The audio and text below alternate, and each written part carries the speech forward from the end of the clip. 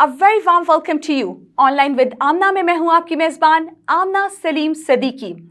हिंदुस्तान इस वक्त अपनी नाकामी को छुपाने के लिए अपने पड़ोसी ममालिक खास तौर पर पाकिस्तान पर झूठे और बेबुनियाद इल्जामात आयद कर रहा है कि शायद इस तरह वो अपना घिनौना चेहरा सारी दुनिया से छुपा सके। लेकिन कश्मीर पर ढाए जाने वाले मुजालिम और बर्बरियत की वजह से उसने अपना चेहरा सारी दुनिया के सामने बेनकाब कर दिया है। अक़वाम मुत्तहिदा में हिंदुस्तान को कश्मीर इशू पर रुसवाई का सामना करना पड़ा है। पाकिस्तान के लिए ये एक बहुत बड़े एजाज़ की बात है कि कश्मीर इशू पाकिस्तान की वजह से अक़वाम मुत्तहिदा में उजागर किया गया और बहुत से ममालिक ने ढके छुपे अंदाज में इस पर तायद की है। अगर हम बीजिंग की बात करें तो बीजिंग भी उन ममालिक में से एक मुल्क है। चाइना की फोर्सेस ने इस वक्त लद्दाख में अपने पांव जमा लिए हैं और हिंदुस्तानी फौज को पसपाई का सामना करना पड़ रहा है। पाकिस्तान जियोपॉलिटिकली एक बहुत अहमियत का हामिल है अपने पड़ोसी ममालिक के लिए। उसकी हवाई हदूद का भी इस्तेमाल हो रहा है। शायद इंडिया से ये बात हजम नहीं हो रही है कि चाइना और पाकिस्तान के ताल्लुकात सदियों से चले आ रहे हैं। वो पाकिस्तान के खिलाफ कोई भी झूठा हथकंडा अपनाने से बाज नहीं आता है। इंडिया और चाइना का कॉन्फ्लिक्ट बहुत ही अहमियत का हामिल है पाकिस्तान के लिए। क्या इस पर पाकिस्तान पे कोई इम्प्लीकेशंस हैं? पाकिस्तान की पॉलिटिकली या इकोनॉमिकली उसको कोई फायदा या नुकसान हो रहा है? हमारे साथ स्टूडियोज में मौजूद मेहमान हैं, उनसे हम इस मौजू पर बातचीत करेंगे। हमारे साथ मौजूद हैं डॉक्टर ताहिर जमील, जो कि कायद-ए-आज़म यूनिवर्सिटी में असिस्टेंट प्रोफेसर हैं अमेरिकन स्टडीज़ के। इसके अलावा हमें ज्वाइन करेंगे स्काइप के थ्रू मोहम्मद ताहिर रशीद, जो कि फास्ट यूनिवर्सिटी में प्रोफेसर हैं इंटरनेशनल रिलेशंस और हिस्ट्री के। इसके अलावा शाहिद मिन्हास हमें ज्वाइन करेंगे, जिनका बहुत सारा काम है एकेडेमिया में, सिविल सोसाइटी डेवलपमेंट और ऑर्गेनाइजेशनल नेटवर्क में। इसके अलावा शाहिद साहब आजकल लीड कर रहे हैं centre of learning and development को और थिंक टैंक हैं SDPI पाकिस्तान में। जी सर, जिस तरह मैंने सबसे पहले तो आपका बहुत मैं शुक्रगुजार हूं कि आपने हक न्यूज़ के लिए टाइम निकाला है। जी नाज़रीन, मैं आपको बताती चलूँ, हमारे साथ स्टूडियोज़ में मौजूद मेहमान हैं डॉक्टर ताहिर जमील। और मैंने आपको बताया जिस तरह बहुत अहम मौजू पर हम बात कर रहे हैं कि क्या इम्प्लीकेशंस हैं चाइना और इंडिया के कॉन्फ्लिक्ट की। सर, अब मैंने ये बात भी की है कि जिस तरह अब चाइना जो है वो बहुत ही अहमियत का हामिल है, हमारी सदियों से दोस्ती भी जो है चली आ रही है और इस वजह से शायद इंडिया ने हमारे ऊपर इल्ज़ामात की बौछार कर दी है। तो आप क्या समझते हैं कि इंडिया ये सब इसलिए कर रहा है कि शायद अपनी घबराहट को छुपाए? नहीं, ये बिल्कुल है जी, डाइवर्जन टैक्टिक्स होते हैं कि जी हम तो बहुत सही हैं और हमारे ऊपर, क्योंकि पाकिस्तान उनके लिए एक पॉपुलर, उनके लिए एक चीज़ रहती है और जब भी इलेक्शन कैंपेन होगी वो हमेशा पाकिस्तान के बारे में बहुत कुछ उगलते हैं, जहर उगलते हैं कि उनकी तमाम जितने भी प्रॉब्लम्स हैं उनका ज़िम्मेदार पाकिस्तान है। इस वक्त भी अब प्रॉब्लम ये है कि वो चाइना को उस तरह से कन्फ्रंट नहीं कर रहे। अब डेमोक्रेसी है, लोग डिमांड करते हैं कि आप जितने टैक्सेस लेते हैं, ये कुछ करते हैं, इतनी बड़ी फ़ौज आपने रखी हुई है, लेकिन हमें पिटाई हो रही है हमारी। तो अब यकीनी बात है उनके लिए, अब जिसको हम वॉर मॉन्गरिंग कहते हैं, तो जब भी यही हरकतें होती हैं तो इन्होंने पाकिस्तान का नाम यूज़ करते हैं। भाई डाइवर्जन टैक्टिक्स हैं, फेस सेविंग टैक्टिक्स होती हैं, आप इसको कह लें, लेकिन रियलिटी कुछ और है। रियलिटी यही है कि चाइना का पल्ला फिलहाल भारी है। जी नाज़रीन, मैं आपको बताती चलूँ, डॉक्टर ताहिर जमील ने हमें बताया कि जो इंडिया है वो कोई भी हथकंडा पाकिस्तान के खिलाफ इस्तेमाल करने से पीछे हटता नहीं है। इसके अलावा ये टैक्टिक्स है कि किस तरह से करना है और उन्होंने अभी ये भी हमें बताया कि किस तरह से अभी तक चाइना का पलड़ा भारी है। सर, बहुत अहम सवाल की तरफ मैं आऊँगी और वो सवाल ये है कि क्या चाइना, क्योंकि बहुत अरसे से हमारी दोस्ती तो खैर चाइना से सदियों से चली आ रही है, लेकिन चाइना ने ये चीज अब क्यों की? जिस तरह अभी मैंने ये भी बताया कि लद्दाख में अब वो दाखिल हो चुका है और उसने, चाइनीज फोर्सेस ने अपने जो पांव हैं वो वहां पे जमा लिए हैं, तो क्यों अब 70 साल बाद या अब उसको याद आया या क्यों? ये जो एरिया है ना, अगर आप देखें कि पाकिस्तान की साइड के ऊपर सियाचिन है और जब हम चाइना की साइड के ऊपर जाते हैं और नीचे इंडिया है, तो एक इलाका है अक्साई चीन और वो हमेशा एक इख्तलाफ रहा है उसके ऊपर। इंडिया अपना उसके ऊपर वो जमाता है कि जी हमारा हिस्सा है, चाहे बहरहाल वहाँ पर इख्तलाफ रहा, लेकिन वो किसी न किसी हद तक सेटल हो गया था सही 1962 में। लेकिन अब प्रॉब्लम ये है कि क्योंकि उस जगह काफ़ी ज़्यादा डेवलपमेंट हो रही है, गुलवान वैली का आप आजकल नाम सुन रहे होंगे ना, और वो उसकी, क्योंकि वो जो बॉर्डर था उसकी अभी तक डिलिमिटेशन तो हुई थी, डेमार्केशन नहीं हुई थी। डेमार्केशन डिलिमिटेशन होती है जो मैप के ऊपर हो जाती है, डेमार्केशन होती है जो ऑन ग्राउंड ऊपर आप करते हैं, और वो एक डिफरेंट प्रोसीजर होता है। अब वो आगे डिमार्केशन की तरफ जा रहे हैं, क्लेम कर रहे हैं कि ये हमारा हिस्सा है, तो काफ़ी कॉम्प्लिकेटेड सिचुएशन है, क्योंकि इंडिया भी इस तरह तो अपना हाथ नहीं पकड़ाई देगा चाइना को जिस तरह से आ रहे हैं। लेकिन मैं अपने आप को, मैं जिस तरह से समझ रहा हूँ, क्योंकि चाइना अब सी पैक के थ्रू साउथ एशिया में और पाकिस्तान के थ्रू एक बहुत बड़ा बिजनेस पार्टनर और ट्रेड पार्टनर बन चुका है। तो यकीनी बात है कि ये जितने भी इख्तलाफ हैं इस जगह के ऊपर, यहाँ वो अपना रोल चाहेगा और नेगोशिएट करना चाहेगा, ताकि कल अगर कोई सी पैक रूट निकले उसके ऊपर कोई इख्तलाफात ना हो और कोई ना कोई सेटलमेंट हो इन दी लॉन्ग रन। क्योंकि ये इतना बड़ा इख्तलाफ है, जंग की तरफ जाते हैं हालात या नहीं जाते वो और बात है, लेकिन ये है कि यहाँ कोई ना कोई सेटलमेंट होगी और permanent sort of settlement. Pakistan और इंडिया के दरमियान तो सेटलमेंट मुश्किल से हुई है, नहीं हो सकी, बल्कि नहीं हो सकी है, क्योंकि दोनों में एक इख्तलाफात थे और उसके बाद जो हमारा बायलैटरल क्लास हमें लड़ गए और कि हम दोनों आपस में मामलात को सही करें, जो हम नहीं कर सके। लेकिन मेरे ख्याल में चाइना के आने से कुछ ना कुछ इसका नतीजा निकलेगा और वो पाकिस्तान के लिए काफ़ी बेहतर। प्रिया डॉक्टर साहब, आप बता रहे हैं जिस तरह से कि पाकिस्तान पर किस तरह से ये असरअंदाज हो सकता है। हमारे साथ एक और मेहमान मौजूद हैं वीडियो लिंक के थ्रू, मोहम्मद ताहिर रशीद साहब। सबसे पहले तो सर मैं आपकी बहुत शुक्रगुजार हूं कि आपने हक न्यूज़ के लिए टाइम निकाला है। बहुत ज़्यादा इम्पॉर्टेंट टॉपिक है और सर मैं चाहती हूं कि उसी को कंटिन्यू करूं। सर आप मुझे बताएं कि जिस तरह कि पाकिस्तान और इंडिया, अगर चाइना की बात की जाए तो बहुत ज़्यादा ये इम्पॉर्टेंट ममालिक है, तो आप क्या समझते हैं इस कॉन्फ्लिक्ट का, यानी कि चाइना और इंडिया के कॉन्फ्लिक्ट का साउथ एशिया पर किस तरह से इम्पेक्ट होगा? मतलब क्या इफेक्ट होगा? क्या हम पॉलिटिकली मतलब लैक कर रहे हैं? आप क्या समझते हैं कि इकोनॉमिकली हमें इश्यूज होंगे? आप इस बारे में हमें कुछ बताइए। आपका भी और हक न्यूज़ का भी, जैसे भी आपने फरमाया और जैसे डॉक्टर साहब भी फरमा रहे थे कि ये जो साइनो इंडियन कॉन्फ्लिक्ट है, इसके इम्पैक्ट साउथ एशिया और पाकिस्तान और रीजनल स्टेट्स के ऊपर क्या होंगे। सो फर्स्ट ऑफ ऑल जो हम यहाँ से स्टार्ट करते हैं कि इस कॉन्फ्लिक्ट से जो चीज़ हमें नज़र आई है कि इंडिया अपनी मस्कुलर पॉलिसी यानी कि अपनी पावर को शो करना चाहता है।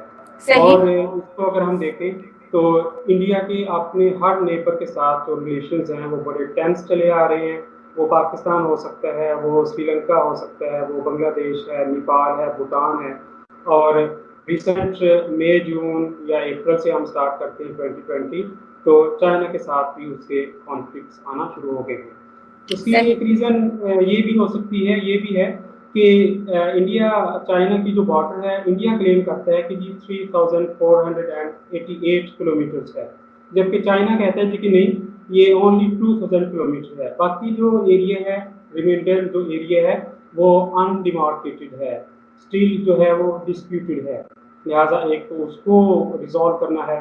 सेकंड, अब कश्मीर का जैसे कि हम इशू देखते हैं तो गलवान वैली जिसके ऊपर ये जो रिसेंट कॉन्फ्लिक्ट हुआ मई और जून में, वो लद्दाख वैली और ऑक्साई चीन जो कि चाइना के पास एरिया है, उसके दरमियान ये गलवान वैली जो है उसको सेपरेट करती है। और इसमें भी वो वाले एरियाज शामिल हैं जो कि yet to be demarcated. Okay जी, सो आगे हम चलते हैं। तो इंडिया के जो चाइना को जो रिजर्वेशंस हैं इंडिया के ऊपर, वो प्राइम मिनिस्टर मोदी ने अगस्त 2009 के अंदर जो एक एक्ट इंट्रोड्यूस करवाया था और उसके अंदर जो लद्दाख का एरिया है वो फेडरल यूनियन के अंदर चला गया और जो कश्मीर का जो आर्टिकल था 370 चाइना के इसके ऊपर अपने तहफ़्फ़ुज़ात हैं। फिर इंडियन प्राइम मिनिस्टर जो है अमित शाह, उनकी जो बात की स्टेटमेंट है कि जी गिलगित बल्तिस्तान ऑक्साइड चीन ये एरिया हमारा है। इवन बाद में इंडियन जो मेट ऑफिस है, ये इंडियन न्यूज़ दूरदर्शन जो दिखाता है उसके अंदर स्कर्दू और मुजफ्फराबाद का जो मौसम का हाल है वो भी बताया जाने लगा। सही। इसके बाद साउथ चाइना सी के अंदर कॉन्फ्लिक्ट है, इंडियन ओशन के अंदर कॉन्फ्लिक्ट है, और प्राइम मिनिस्टर मोदी ने एक्ट ईस्ट पॉलिसी इंट्रोड्यूस करवाई 2014 में, जो कि इससे पहले लुक ईस्ट पॉलिसी चली आ रही थी। यानी कि इंडियन ओशन के अंदर जो 36 लिटरल स्टेट्स हैं, ऊपर जो स्टेट्स हैं, उसमें अफ्रीकन स्टेट्स भी आती हैं, उसमें मिडिल ईस्टर्न स्टेट्स भी आती हैं, उसमें इंडोनेशिया, मलेशिया, फिलीपींस, वियतनाम, ये सारे सही। नेबरिंग स्टेट जो इंडियन ओशन के दोनों कॉर्नर्स के ऊपर मौजूद हैं। अगर हम सही। इसको मैप के ऊपर देखें ठीक। तो उसके ऊपर इंडियन ओशन के अंदर भी अपना इन्फ्लुएंस कायम रखना चाहता है। फिर साउथ चाइना सी के अंदर जो पॉलिसी है कि जो 4 स्टेट्स का अरेंजमेंट है, इंडिया, अमेरिका, ऑस्ट्रेलिया और जापान का, उसमें भी साउथ चाइना सी के अंदर चाइना को उसके रोल को कम करने की इंडिया ट्राई करता है। और सही। उसके एंड के ऊपर यही वाली स्टेट्स हैं, इंडिया के साथ अमेरिका है, जापान है और ऑस्ट्रेलिया है। सही। ताहिर साहब, हमें ये बताएं कि आपने जिस तरह से बताया है कि अभी साउथ एशिया पे इस पे बहुत ज़्यादा इफेक्ट भी होगा, लेकिन आप क्या समझते हैं कि पाकिस्तान एक बहुत मेजर रोल प्ले कर रहा है कि अगर हम उसको जियोपॉलिटिकली भी देखें तो वो बहुत इंपॉर्टेंट है, और चाइना इंडिया कॉन्फ्लिक्ट के हवाले से, अगर मतलब स्पेसिफिकली इस हवाले से देखा जाए तो पाकिस्तान जो है वो इंडिया के लिए वैसे ही उसको लगता है कि बस कोई मौका छोड़ना नहीं है। और दूसरा ये कि इंडिया को ये भी पता है कि चाइना के साथ हमारे जो ताल्लुकात हैं वो सदियों से चले आ रहे हैं। शायद सॉफ्ट कॉर्नर हमारा चाइना के पास डेफिनेटली पाकिस्तान के लिए भी है। तो आपको क्या लगता है कि इस चीज़ का इंडिया को कुछ है, या वो इसका बदला लेने के लिए कुछ हमारे ऊपर करेगा, या कुछ इस तरह? आप हमें बताइए इस बारे में। जी, अगर हम इंडियन जो एटीट्यूड है या इंडियन इंटेंशंस हैं वो अगर हम देखें तो 1947 जब से ये वाला एरिया डिवाइड हो गया 2 स्टेट्स के अंदर, और उसके बाद 1962 इंडिया चाइना की वॉर हुई, उसके बाद से अब जाके हम देखते हैं कि इंडिया चाइना का जो एक मेजर कॉन्फ्लिक्ट है वो नजर आया। अब हमने पाकिस्तान को इसके साथ अटैच किया है, तो इंडिया को जो मेरा ख्याल है सबसे बड़ा इशू पाकिस्तान के साथ हो सकता है, एक तो कश्मीर सही। हमारा एक इशू है जो कि 47 से ही चला आ रहा है, और उसको भी रिजॉल्व होना अभी बाकी है। सही। इसमें सर मैं एक और चीज़ भी इंक्लूड करूंगी, वो है कि इसमें अक़वाम मुत्तहिदा में भी इस दफ़ा अगर बीजिंग ने कश्मीर इशू को पाकिस्तान को सपोर्ट किया है कश्मीर इशू पर, तो शायद इसका गुस्सा भी है इंडिया को। जी बिल्कुल, आप ये कह सकती हैं।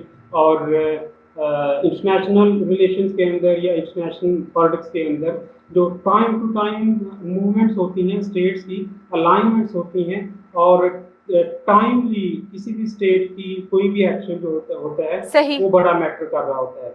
और इसी कॉन्फ्लिक्ट के अंदर हमने देखा कि इंडिया ने अपने आप को सिक्योरिटी काउंसिल का नॉन परमानेंट मेंबर इलेक्ट करवा लिया, और एशिया पैसिफिक रीजन की जो एक सीट थी, और इंडिया उसको टेक ओवर कर रहा है जनवरी 2020 से, नेक्स्ट ईयर जनवरी से।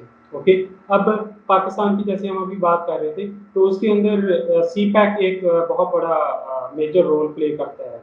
और फिर चाइना ने ये किया है कि बांग्लादेश, जिस तरह उसने श्रीलंका के अंदर हैमिल्टोटा पोर्ट जो है वो डेवलप की है, बांग्लादेश को भी उसने एक ऑफर की है कि सोंदिया डीप सी पोर्ट को डेवलप किया जाए। ग्वादर सी पोर्ट उसने डेवलप कर ली। नेपाल के साथ हिमालयन के अंडर जो टनल्स के थ्रू या सुरंगों के थ्रू उसने अपने आप को नेपाल के साथ जोड़ दिया है। मई 2017 के अंदर डोकलाम के अंदर जो कॉन्फ्लिक्ट हुआ था, एक्चुअली जो भूटान का कॉन्फ्लिक्ट था, अब रिसेंट कॉन्फ्लिक्ट के अंदर आप देखें कि इंडिया चाइना कॉन्फ्लिक्ट के अंदर भूटान खामोश रहा, और 2018 तक बांग्लादेश जो था वो एक क्लाइंट स्टेट के ऊपर, या ओवरऑल जो इंडियन, जैसे मैंने इंटेंशंस की बात की कि India being a big brother, वो बिग ब्रदर का रोल तो प्ले नहीं करता था, सार्क के रोल को उसने टोटली स्नप करके रखा हुआ था। और अब सारी स्टेट्स जो हैं, ये जो सार्क वाली स्टेट्स हैं या नेबरिंग स्टेट्स हैं हमारी या इंडिया की, वो सारी इंडियन जो चुंगल है या इंडियन जो डोमिनेशन है उससे निकलना चाहती हैं। और चाइना अपनी जो OBOR one belt one road CPEC या बेल्ट रोड इनिशिएटिव जो है उसके थ्रू चाइना सारी स्टेट्स के ऊपर जो है वो अपना इन्फ्लुएंस कायम करता चला जा रहा है। सही सही जी, जिस तरह हमें मोहम्मद ताहिर रशीद साहब ने बताया कि किस तरह से चाइना अपना पार्ट प्ले कर रहा है और इंडिया इस सारी चीज़ों से किस तरह से फ़ायदा भी उठा रहा है, पाकिस्तान पर क्या इम्प्लीकेशंस होंगी। सर टाइम बहुत कम है, मैं आपसे ये पूछना चाहूँगी कि पाकिस्तान पर इससे, जिस तरह से आपने बताया कि साउथ एशिया में किस तरह से इसका इफेक्ट होगा, तो अगर मैं सिर्फ पाकिस्तान की बात करूँ तो आप मुझे सिर्फ जल्दी से ये बताइए कि अगर स्पेसिफिकली पाकिस्तान पर इस कॉन्फ्लिक्ट का क्या होगा और हमें क्या करना चाहिए इस सिचुएशन में, चाइना इंडिया कॉन्फ्लिक्ट में। जी मेरे ख्याल ये हमारा जो एक बड़ा इम्पोर्टेंट एक एरिया है, जैसे अभी बात हुई कि फर्स्टली तो सी पैक है कि सही ये जो गलवान वैली है इससे 5 किलोमीटर दूर जो है ये सी पैक रीजन या सी पैक रोड जो है रूट वो इसके करीब पड़ता है या वहाँ से स्टार्ट हो जाता है। सेकंड इंडियन जो जो इंटेंशंस हैं वो बलूचिस्तान या इस तरह से अदर सिटीज़ के अंदर, अदर एरियाज़ के अंदर, अदर पार्ट्स के अंदर, पाकिस्तान के अंदर जो टेररिस्ट एक्टिविटीज़, स्टेट स्पॉन्सर्ड जो एक्टिविटीज़ इंडिया करता है, इंडिया उसको कंटिन्यू रखना चाहता है। रिसेंटली अभी आपने देखा कि last week Pakistan stock exchange के ऊपर जो अटैक हुआ वो भी प्राइम मिनिस्टर इमरान खान साहब ने उसको मेंशन किया कि ये इंडिया की तरफ से ये स्पॉन्सर्ड था। जबकि चाइना BLA के रिगार्डिंग, बलूचिस्तान के रिगार्डिंग जो पाकिस्तान का मौक़िफ़ है उसको तस्लीम करता है और उसको सपोर्ट भी करता है। अब पाकिस्तान को इसमें क्या करना चाहिए? डेफिनेटली पाकिस्तान को सी पैक के ऊपर जो चाइना की रिजर्वेशंस हैं, ये कहा जाता है कि सी पैक के ऊपर काम थोड़ा स्लो हो चुका है। पाकिस्तान को मेरा ख्याल है कि इसके ऊपर चाइना को एतमाद में लेके तो जो भी चाइना के रिजर्वेशंस हैं उनको एक को दूर करना चाहिए। नेक्स्ट जो इंटरनेशनल फोरम्स हैं उसमें UN सिक्योरिटी काउंसिल हो सकता है, उसमें OIC आ सकता है, उसमें यूरोपियन यूनियन हो सकता है, उसमें इकोनॉमिक कोऑपरेशन ऑर्गेनाइजेशन हो सकता है। पाकिस्तान को चाहिए कि अपनी जो डिप्लोमेटिक एफर्ट्स हैं, अपनी जो फॉरेन पॉलिसी है, जो हमारे पास डिप्लोमेट्स हैं उनको उन फोरम्स को यूज़ करते हुए तो इन इंडियन इंटेंशंस को उन फोरम्स के ऊपर हाईलाइट किया जाए और उसमें डिप्लोमेटिक जो सपोर्ट है वो गेन की जाए। अब इसके बाद क्या हो सकता है कि इकोनॉमिक जो इम्पैक्ट्स हैं वो इसके ऊपर आ सकते हैं। लाइक अभी कोविड-19 अभी चल रहा है और चाइना तो इसको ओवरकम कर चुका है, लेकिन Pakistan India still wrestling over it. और एज पर पॉपुलेशन पाकिस्तान का नंबर जो इसमें जॉबलेस हुआ वो थोड़ा है, जबकि इंडिया का जो नंबर है जो जिनके पास वो बहुत ज़्यादा है, वो बहुत ज़्यादा है। और इन चीज़ों के ऊपर भी इकोनॉमिक जो प्रॉब्लम्स अब सारी दुनिया जिस रिसेशन के अंदर जाएगी तो इंडिया भी डेफिनेटली, पाकिस्तान भी डेफिनेटली, ओवरऑल सारा रीजन उसके ऊपर जाएगा। तो पाकिस्तान को जो रिसेशन आगे आने वाला है या एक तरह से हम कह सकते हैं कि स्टार्ट हो चुका है, पाकिस्तान को उस इकोनॉमिक जो एक एरिया है उसके ऊपर भी काम करना चाहिए। इसके साथ साथ जो एक परमानेंट तलवार पाकिस्तान के ऊपर है वो FATF की, वो हर 6 माह के बाद वो चलती है और वो लटकती रहती है। तो वहाँ पे फिर हम अपनी डिप्लोमेटिक जो एफर्ट्स हैं उनको हम सामने ला सकते हैं और जो ग्रे एरिया, वाइट एरिया, उससे पाकिस्तान जो है वो निकल सकता है। सो ये कुछ एरियाज हम कह सकते हैं कि जो इसके इम्पैक्ट पाकिस्तान के ऊपर आ सकते हैं। जी जी, नाज़रीन मैं आपको बताती चलूँ, हमें अभी ताहिर रशीद साहब ने बताया कि किस तरह से पाकिस्तान को तैयार रहना है। CPEC एक बहुत अहम मरहला है, उसको हमने पूरा करना है। जो भी चाइना की रिजर्वेशंस हैं हमने उसको पूरा करना है, क्योंकि CPEC से पाकिस्तान को बहुत ज़्यादा फ़ायदा होने वाला है। बहुत सारी जॉब्स निकलेंगी। शायद अगर हम अपनी इकॉनमी की बात करें तो कोविड-19 की वजह से भी सारी इकॉनमी जो है वो उलट पुलट हुई है और शायद हम ये भी कह सकते हैं कि काम सीपैक का इस वजह से भी रुका हुआ है, या फिर अगर कोई रिजर्वेशंस हैं तो वो हमें जल्द से जल्द दूर करनी है? और जिस तरह हमें अभी ताहिर साहब ने बताया कि किस तरह से इंडिया कोई भी मौका पाकिस्तान के खिलाफ जाया नहीं जाने देता, क्योंकि वो चाहता है कि कहीं ना कहीं से उसको पाकिस्तान को नीचा दिखाने का मौका मिले।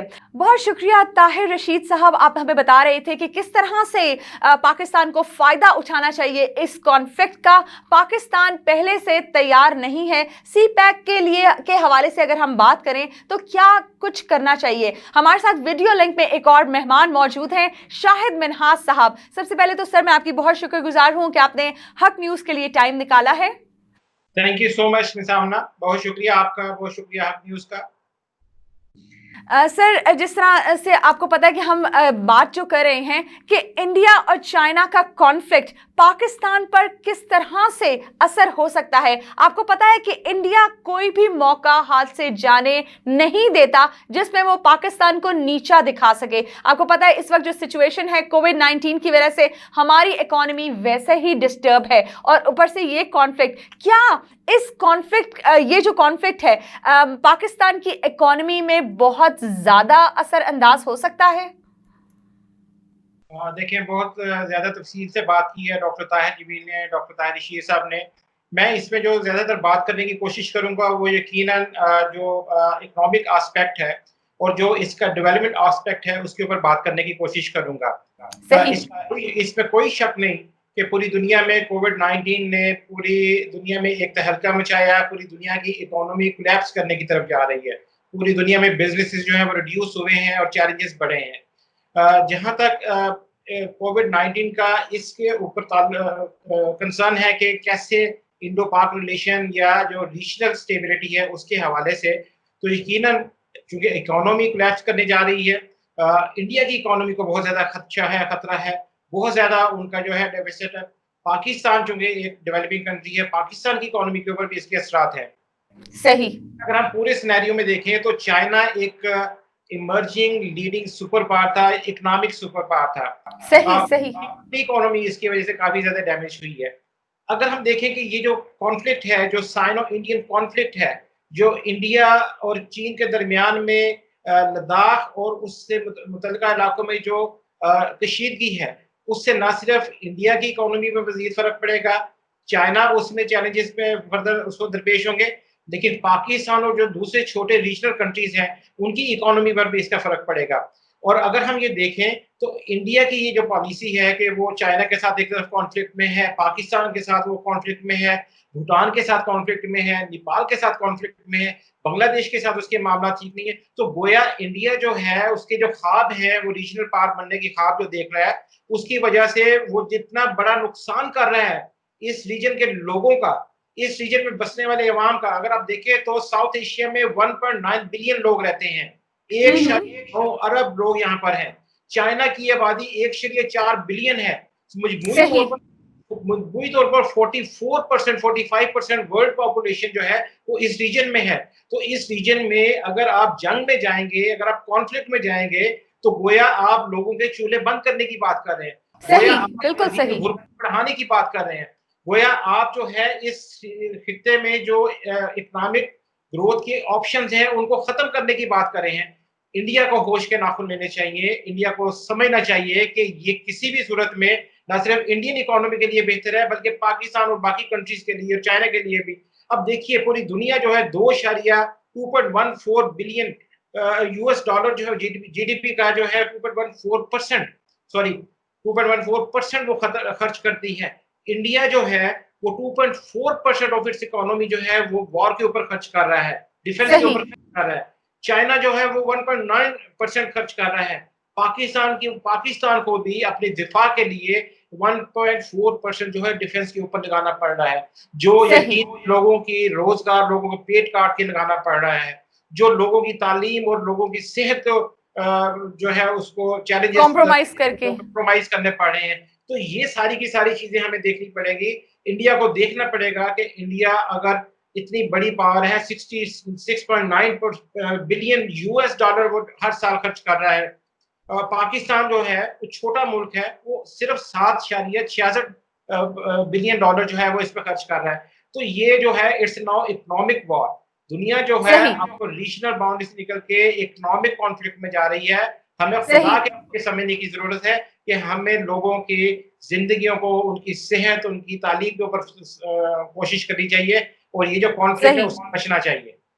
सही शाहिद साहब, आपने हमें बहुत एक अहम पहलू की तरफ इशारा किया है कि जंग किसी भी सूरत में किसी भी मुल्क के लिए अच्छी नहीं होती। बहुत से लोग मर जाते हैं और जिस तरह से आपने बताया कि डिफेंस पर कितना ज़्यादा बजट लगता है कि शायद हम अपनी इकोनॉमी, हम अपनी एजुकेशन में उस तरह स्पेंड नहीं कर पाते जितना हमें इस सिचुएशन में अपने डिफेंस पर करना पड़ता है। और जो हेल्थ इश्यूज हैं, सारा कुछ, इसका मतलब है वो सारी चीज़ें पीछे रह जाती हैं। लेकिन मसला ये है कि यहाँ पे इंडिया है जिसने शायद कभी होश के नाखून इसलिए भी नहीं लिए क्योंकि कोई वो मौका नहीं छोड़ता हाथ से पाकिस्तान को नीचा दिखाने का। सर, यहाँ पे एक बहुत अहम सवाल मैं आपसे जानना चाहूंगी, वो ये है कि जिस तरह अब सब कंट्रीज ही मोर और लेस इस कॉन्फ्लिक्ट में इन्वॉल्व हो चुके हैं, तो क्या आप क्या समझते हैं कि यूरोपियन यूनियन और अमेरिका का कोई रोल है इसमें, या पीस की तरफ ले जाने में, या इस चीज को कम करने में, इसकी इंटेंसिटी कम करने में आप क्या समझते हैं?